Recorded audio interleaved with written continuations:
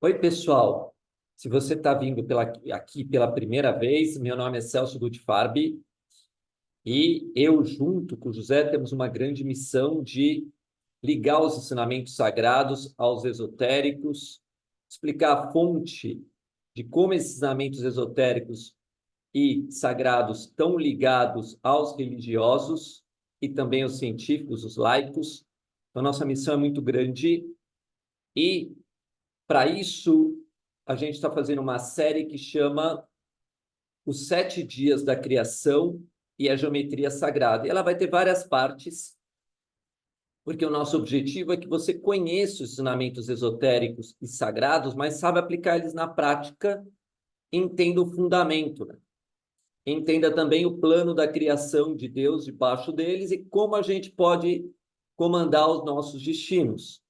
Então, você talvez nesse canal vai ser um dos únicos canais, não conheço outro, para dizer a verdade, que vai fazer essa ligação tanto da Cabala, quanto da geometria sagrada, quanto dos escritos sagrados, quanto do sincronário da paz, quanto da alquimia, quanto do tarô, tudo no mesmo pacote.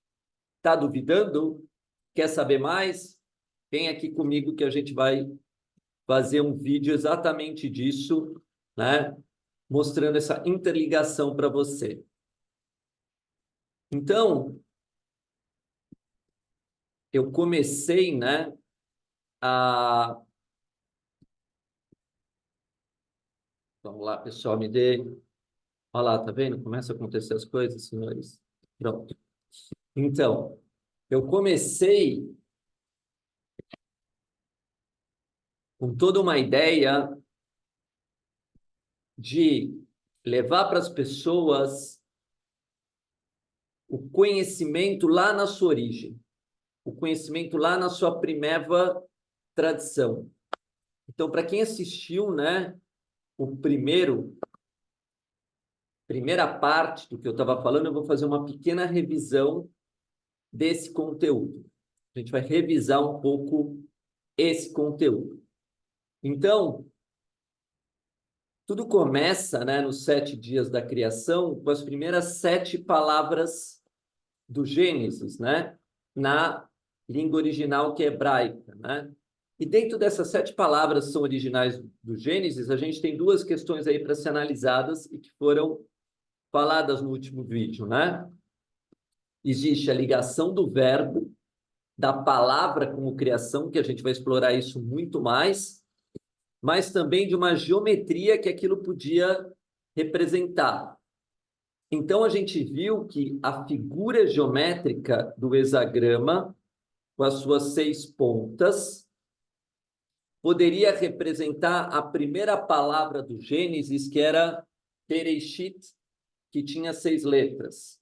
A gente também comparou isso com o signo de Gêmeos, então entramos na astrologia. Por quê? Porque o signo Gêmeos é o terceiro signo do zodíaco. E eu representei o signo de Gêmeos por um triângulo. Agora eu vou um pouquinho bem mais fundo nessa história. Por quê? Porque eu falei que também que se a gente colocasse a ideia dessas 6 letras, também pode ser representado os 6 dias da criação, mas em forma de um círculo. E como esse círculo, ele é o símbolo da eternidade, a gente não sabe onde ele começa, onde ele termina e onde ele tem fim. A gente não sabe disso e etc. Então, na realidade, aqui, percebendo onde não tem começo, nem meio, nem fim, a gente não sabe determinar, a gente só determina as coisas pelo ponto do centro. E esse ponto do centro, ele faz 6 ligações e ele é a representação do tempo. Então, o tempo, na realidade, para com a visão da eternidade, estrutura a organização e ordem das coisas em fases. Primeira fase, segunda fase, terceira fase, quarta fase, quinta fase, sexta fase, que, na realidade, determina um plano. Existe um plano para todas as coisas. Então, se a gente for ver um triângulo, você tem na vida um propósito, uma intenção. Então, na realidade, aqui Deus tem um propósito que você comece em algum lugar e termine em outro lugar, e se eleve ao máximo que você puder, e assim por diante. Então, na realidade, esse mesmo triângulo está aqui, e se eu terminasse, né, chegando no ponto mais alto, eu chegaria aqui, mas tem sempre um objetivo de elevação. E essa elevação, como a gente foi ver lá, né, a gente comparou com a ideia também de tudo que está em cima é igual ao que está embaixo. Então, aqui a gente está vendo, né, os três representando aqui em cima o céu e aqui embaixo, de certa forma, é onde nós estamos. A terra, tudo que está em cima é igual ao que está embaixo, para perfazer as maravilhas da criação. Essa é uma frase que está na Tábua de Esmeralda, né? E aí vai entrar o Cabalion, as leis herméticas, etc. Então, a gente viu que tudo está dentro de um desenho e que não está separado o Gênesis do hebraico, nem o grego, nenhuma língua, nem o árabe, nem nada, as leis herméticas, né? As leis da astrologia, tudo está no mundo só. Hoje eu continuo aqui, sempre olhando como um desenho, porque aqui está a geometria sagrada. Então, dentro da geometria sagrada, estão escondidos os ensinamentos simbólicos, os ensinamentos herméticos. Então, vamos lá. Vamos contar aqui comigo uma nova contagem. 1, 2, 3 pontos. Certo? Aqui tem exatamente 3 pontos. Aqui eu tenho 4, 5, 6 pontos. Então, na realidade, uma coisa é a contagem de pontos. Nessa figura, né, contando os 2 triângulos, tem 6 pontos. Quando eu conto 6 pontos fora do triângulo, não fora do círculo, não existe a visão ainda de eternidade. Tudo que está ligado a 6 pontos, sem a visão do círculo, não existe a função da eternidade. Por que não existe a função da eternidade? Porque aqui eu posso determinar onde tem um começo, um meio e o fim nessa contagem.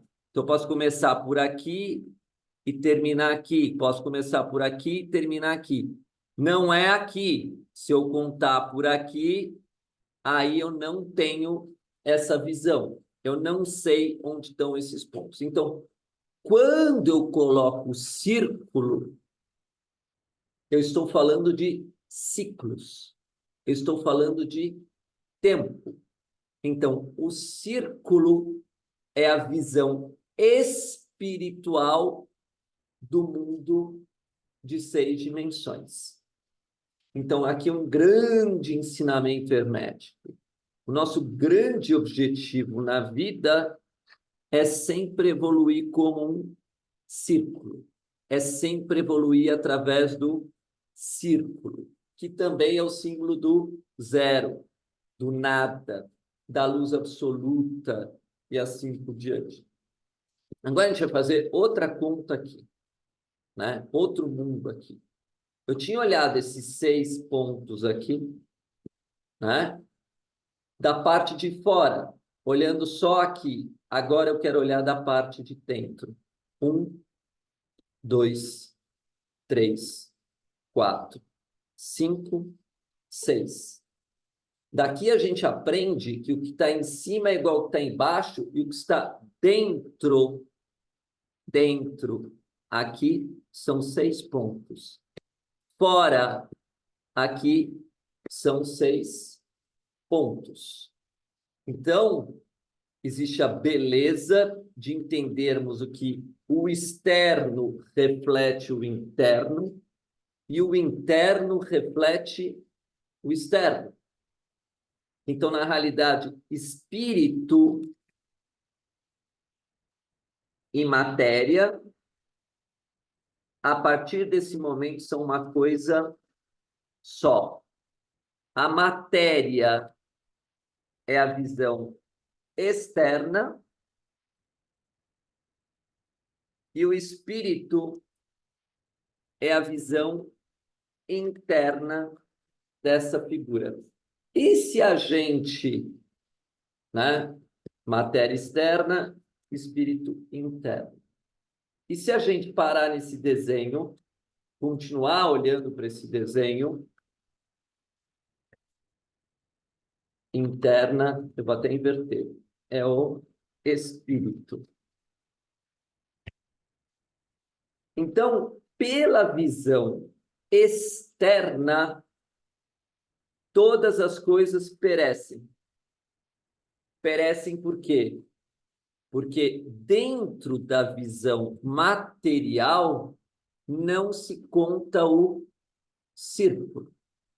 Não se conta, na realidade, a vida eterna, o espírito. Então, no fundo, o ser humano de hoje que a gente tem, ele é um ser humano que está ligado à matéria, ele está ligado à ilusão, ele está ligado à carne, à parte externa.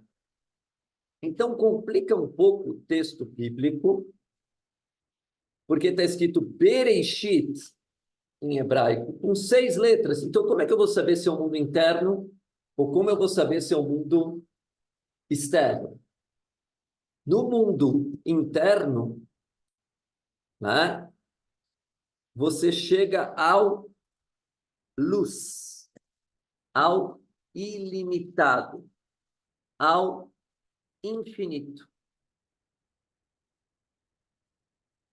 Então, a gente chama isso vida eterna. Vida eterna. Já no mundo externo, você chega à vida mortal. Então, se a gente reflete de dentro para fora, a gente também tem que admitir que aqui tem um 7º ponto. Lembra quando eu liguei as bolinhas? Né? Aqui tem um 7º ponto. Então, para o espírito, existe um ponto central. Em todas as religiões se muda o nome, mas para facilitar eu vou chamar de Deus. Na outra é Alá, e assim por diante. É Deus. E esse ponto central, que está dentro dessa parte aqui, né? E etc., em relação a essa parte aqui, vira 6 externos, 6 internos, e o ponto central vira o número 13. O número 13, e também, olhando internamente, o valor 7. Então, você tem 2 caminhos aqui. O caminho espiritual, se eu quero ir pelo caminho espiritual,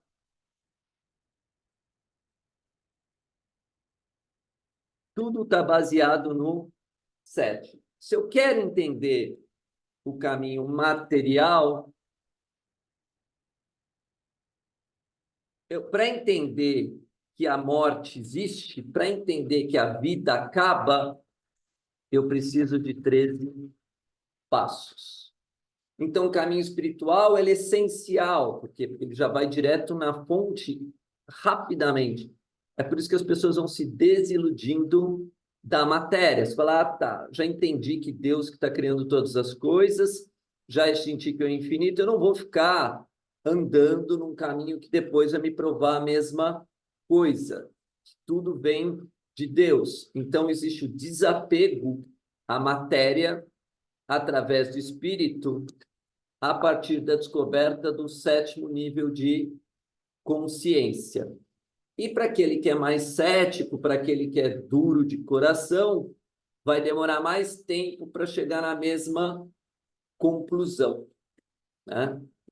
Então, na realidade, um chega a uma conclusão antes, porque está vindo de forma interna, e outro chega depois, porque está vindo da forma externa. Então, Hoje a gente está percebendo que quando a gente olha um desenho único, um único desenho, tudo que ele representa, sua figura geométrica, seus desenhos, está num plano invisível. A gente não entende o que está por trás de uma figura geométrica. Por isso é chamado de segredo. Por isso que é chamado de sagrado, porque tudo tem um significado, tudo tem uma característica, tudo tem um sinal, tudo tem um aprendizado, tudo tem um conceito, mas você não enxerga porque ele está de forma simbólica.